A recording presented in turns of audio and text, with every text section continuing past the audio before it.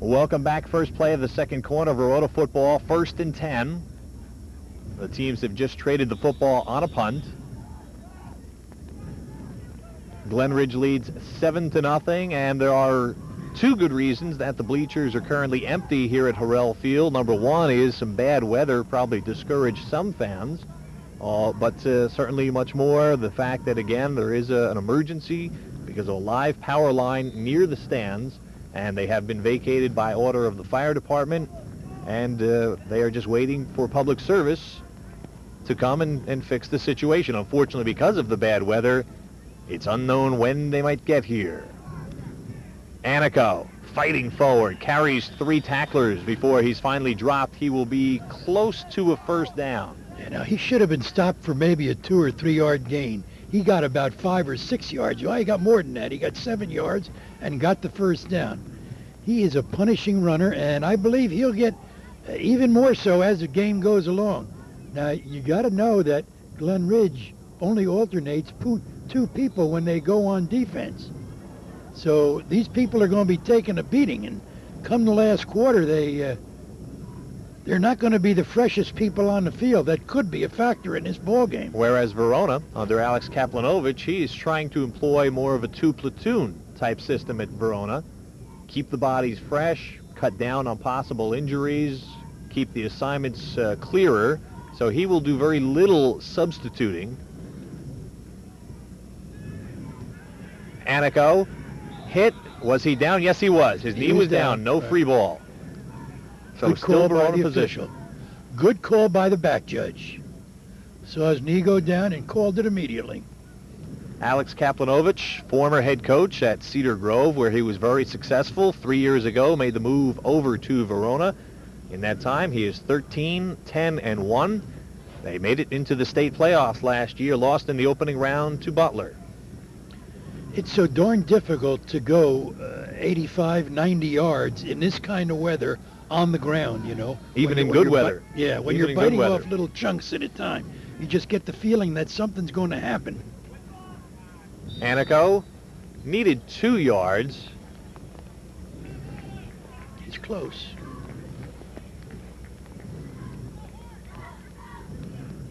And it will be a first down. No need for a measurement. First down, Hillbillies. They trail 7-0. Pretty soon, once again, he's going to fake that ball to Anico. That little Joe Martino. He's going to roll out, and he's going to have the option, the pass keep option, and he's got good speed. He could be dangerous. Tough little kid.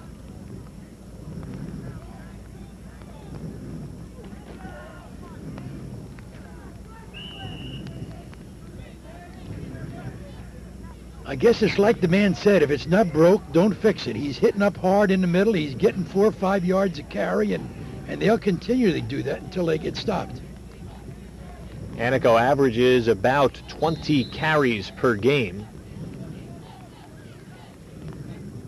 Came into the game with 98 carries through 5 games. Well, weather like this, he's the guy you want to get the football to. He's closest to the line of scrimmage. He gets up there real quick. His shoulders are square, and he isn't going to hurt you. He isn't going to lose any yardage.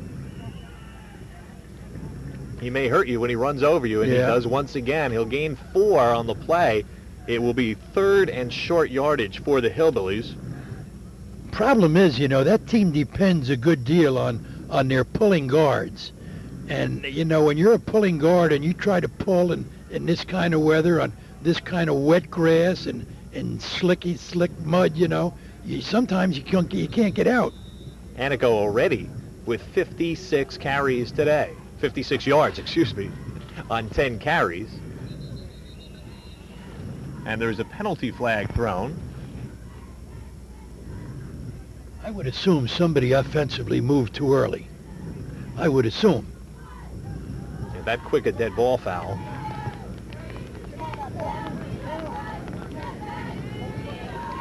See, now they got 1st and 15. That makes it tough. He's going to need a big run now, or he's going to have to put the ball up.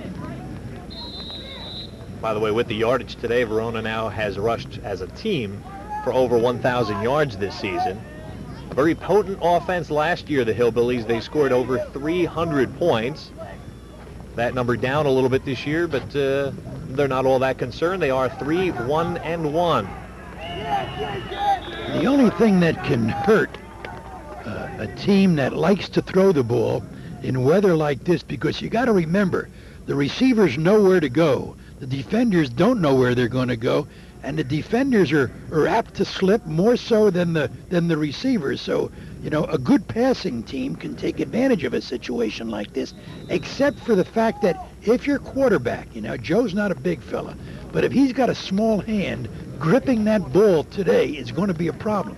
I'll tell you, we have to thank Joe's father, who, representing the Verona Boosters, brought some coffee to us. But it's up in the booth and we can't get to it. It's cold and I'm aggravated. I know, unbelievable. Here I'm waiting to get to it, but we do thank Joe and the Verona Boosters. And the sack recorded by the Ridgers. Well, they kind of thought on second and long yardage that the pass might be coming. Joey Heckel, the junior, records the sack.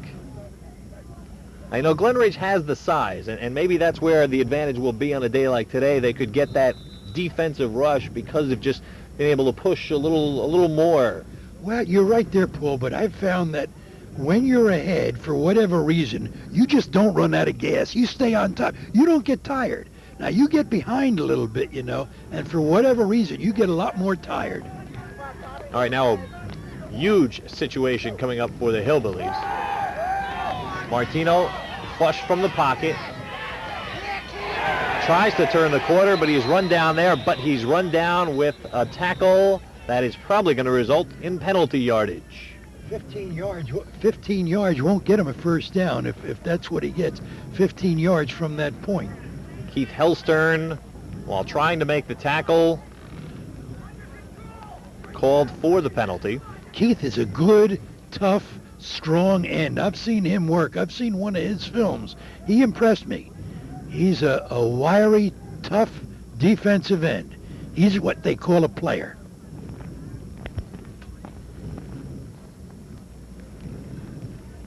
Face mask. Now, Paul, I really don't know. I should, but I don't know. You know, it's been some time. Is that an automatic first down? We'll find out soon. We're going to find out. They're going to move it up the 15 yards. Let's see what they do with the... and repeat the down. So they'll repeat the down. It will be still third. Third and about 4, huh? No, about 14. Oh, right. 3rd and 14, right. So the yardage gave them some back from, recall, the previous sack and the penalty against Verona for the offside. Come on, baby.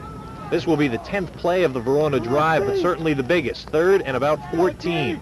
But those big Glen Ridge defenders are coming now, you know, and those smaller offensive Verona linemen, they're going to have all kind of problems keeping them out if this is a pass. No, they go straight up the middle. Wise choice. I think it was a wise choice. Maybe 2 yards on the play. Right. And now the responsibility goes to D'Angelo, as he will try to do what Ben Saveni tried to do just a few minutes ago and try and aim for the corner, if that is indeed what he will try to do. And notice that Corbett Jones goes back to receive the punt. And then he ran up, however, and the ball will be downed inside the 10, so D'Angelo able to do the job and drill the ball on this wet turf. It tends to sit a little easier. And now if Verona can keep them down here, you know, they got a good shot at it. This, as we expected it to be, is going to be a tough ball game. No, there's not going to be a blowout. And we're not going to see 2 points a minute, which is what they had last year. And I won't be able to recite my poem, Paul. I recited it 2 weeks in a row, and I won't recite it today. It's easy to fight. I won't recite that today. Glen Ridge 7, Verona nothing. The Ridgers with the ball. Corbett Jones given the call. And Jones will pick up a few yards running up the middle. He's finally brought down by Keith Ferguson. Let's see if we can have some fun and read that fullback. See where that fullback goes. See which side that fullback slants. And once again, that fullback inside runs with the help of a trap block, you know. Now, Deli Makel is the fullback.